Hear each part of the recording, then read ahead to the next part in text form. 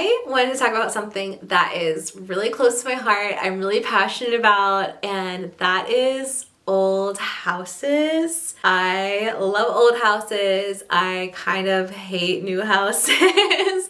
And if you met me in real life, I feel like this is something you'd know about me within the first week of knowing me. And that's what we're gonna talk about today.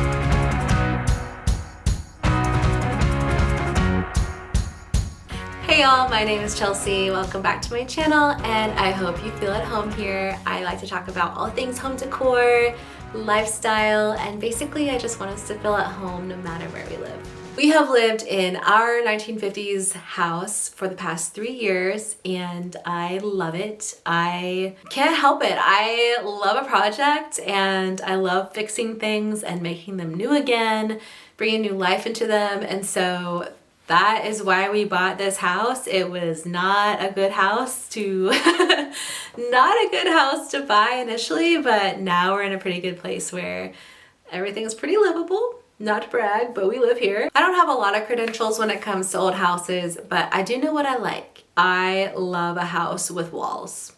Not just exterior walls. Obviously we need the exterior walls, but I'm gonna say I love a house that has separate rooms. I love a dining room. I love a separate kitchen and I love a separate living room. And the reason for that is I think there needs to be a division between the function of each room. I'm sure the open concept is great for some people. I find it to be way too loud. If someone's in the living room, they're also in the kitchen and vice versa. And that for living in is like way too crazy for me and I cannot handle it. It's just way too overstimulating with the auditory, and then it's also overstimulating visually. I just hate how if you're in the living room having a party, you can see all of the mess from the kitchen, and I hate that. And with having walls, I love how it creates all these different moments, obviously design moments, but for entertaining with a closed concept house, you are creating all of these pockets of areas where different conversations can happen.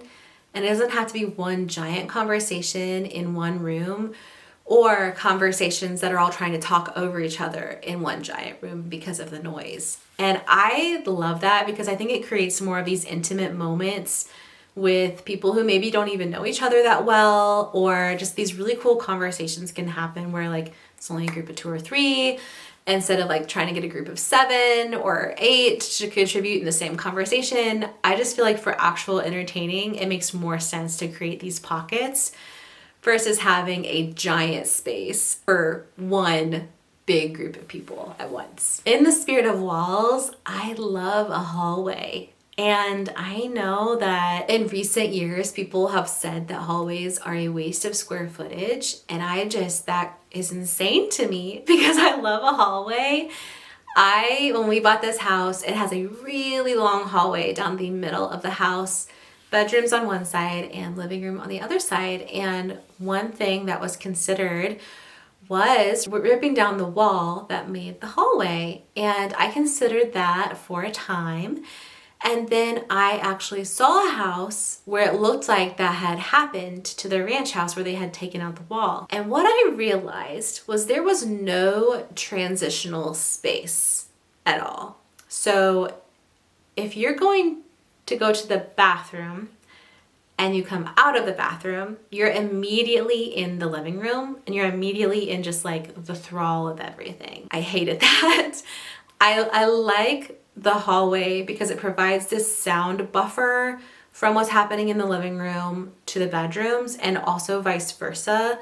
Especially now that we have kids, having that sound barrier is really important to where they're not just a door away from the TV. Like the TV is in a totally separate room, then there's a hallway, then there's a bedroom. And I just think that isn't just a design choice, I think it's a functionality choice for how to live in the home. Like you have a space for walking and it's not in the way of what's happening in the living room and it's not in the bedroom, right? Like it is in its own space. So I think the functionality of that is like so great and you just don't get that if you're in an open concept living space or any kind of new homes that they've just like totally deleted hallways for some reason. And I really do think it's because people really see them as a square footage waster, when in reality it has a function. You just don't notice the function of it until you're the one who needs that function. Please save our hallways and please make more hallways, because they really have a purpose and we're just getting rid of them like it's no problem. Plus, more walls to decorate. What are you talking about? I love it. In the spirit of hallways, I also love a front entry, whether it's like a little front entry hallway or a front entry just like landing. I just love, it's like another transitional space. Like you're coming from outside inside and you just need a minute to like get your bearings and take your shoes off and take your coat off. And that is what the entry is for. It's for this, you're coming from outside where, maybe it's raining outside and it's just like crazy. And you come inside, it's like, okay, I just need a second to like recalibrate and like, okay, now I'm moving into the living room. Instead of just immediately walking into the living room and you're having to like take off your coat and your shoes and everything, but everything's already happening. You have this moment to catch your breath in your home and like move into the next space.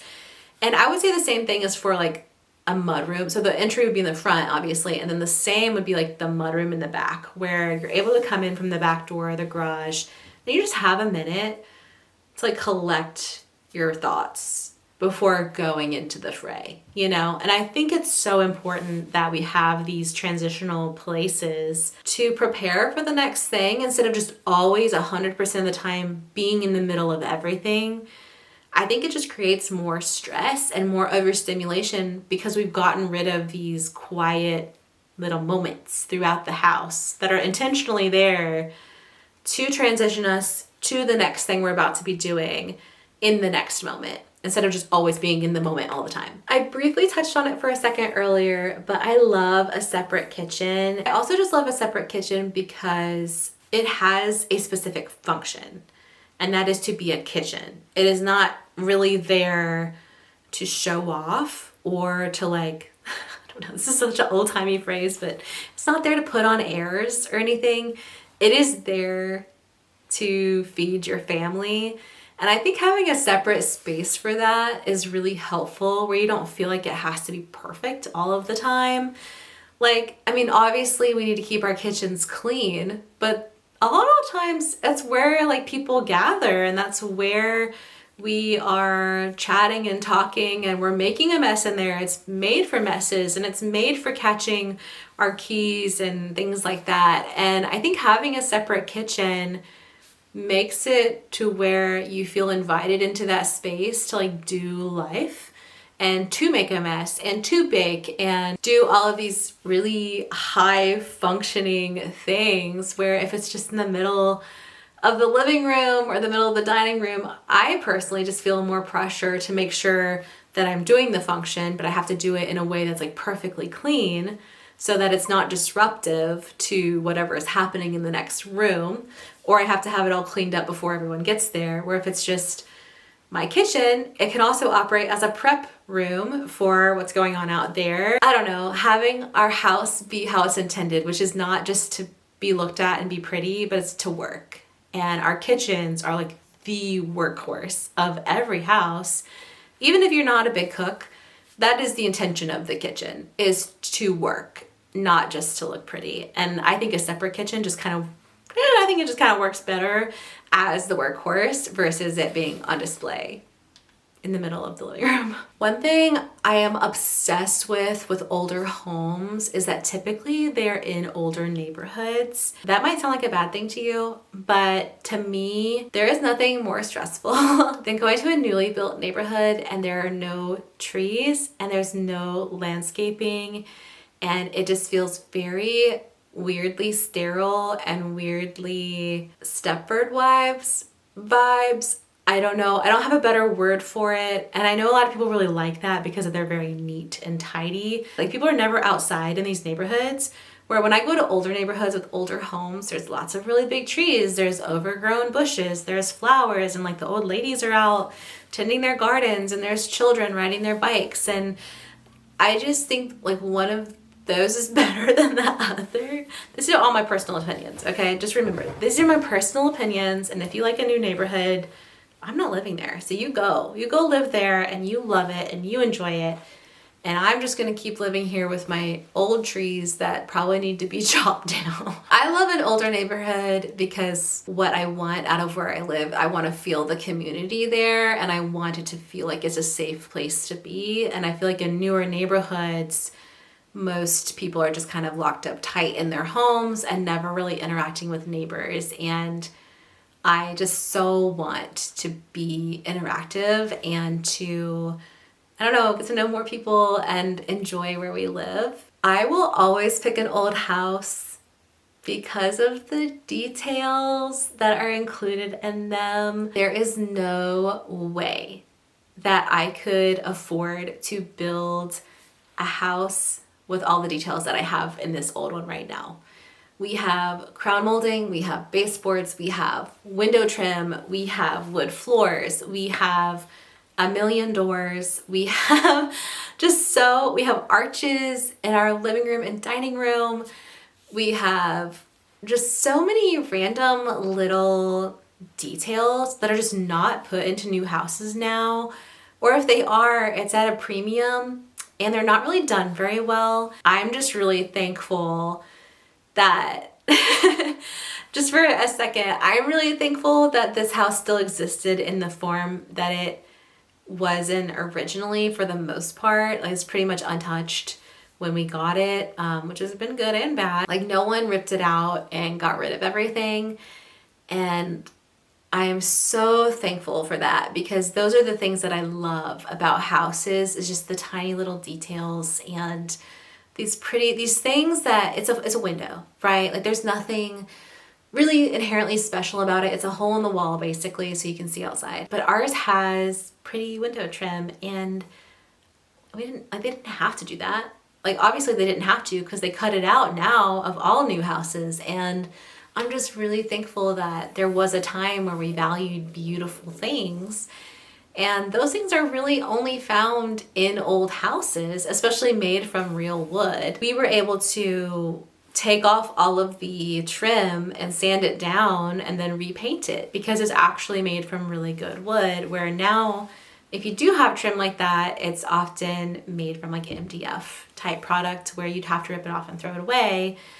And there's just something to be said about these older, cozy details that just, I'm like, sorry, I keep staring at my window right here, and there's just something to be said about them and how they just enhance something so simple and something that is functional but just makes it beautiful. And I just love that, and I just really appreciate that about old houses and the people that design them. It's not like we live in a Victorian house where there's like hand carved wood everywhere. We live in a house that was probably built from a catalog or something. Like, it's a pretty, at the time, cookie cutter house.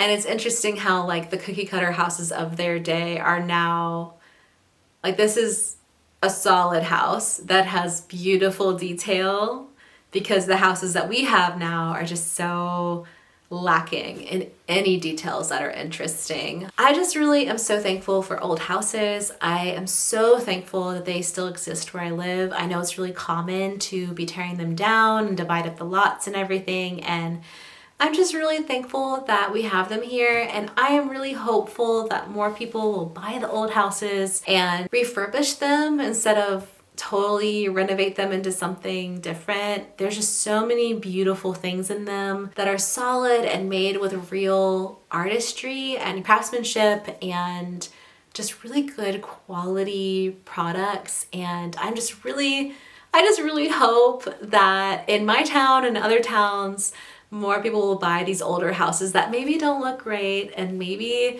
aren't open concept and maybe like aren't like the most perfect things, but that they will love them and cherish them and try to give them another 100 years of life. I just really hope for that. And I hope that if you're buying a house that you would consider that too. Would you buy an old house or a new house? I would love to know down below, and I hope that you would like and subscribe, and I will see you all in the next one. Bye!